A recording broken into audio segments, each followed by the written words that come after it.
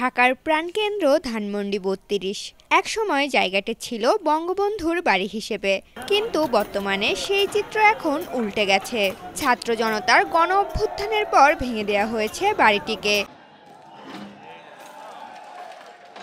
বিধ্বস্ত এই বাড়িটিকে নিয়ে এখন মানুষের মনে চলছে অনেক তর্ক বিতর্ক, কিন্তু এসব উপেক্ষা করে এখানে কিছু মানুষ নীরবে চালিয়ে যাচ্ছে এক অন্যরকম জীবন সংগ্রাম। তাদের হাতে নেই কোনো আধুনিক যন্ত্রপাতি, নেই কোনো সম্বল, শুধু বেঁচে থাকার তাগিদে কেউ হাত দিয়েই মাটি খুঁড়ছে বা কেউ হাতুড়ি পেটাচ্ছেন। হাতগুলো আসলে খুঁজে বেড়াচ্ছে পুরনো লোহার টুকরো, যা হয়তো কারোর কাছে মূল্যহীন, কিন্তু তাদের কাছে সেটাই জীবন ধারণের একমাত্র অবলম্বন। কেউ হয়তো ভাবছেন ইট পাথরের এই শহরে পুরনো লোহা খুঁজে কি আর হবে, কিন্তু তাদের কাছে এটাই বেঁচে থাকার উপাদান।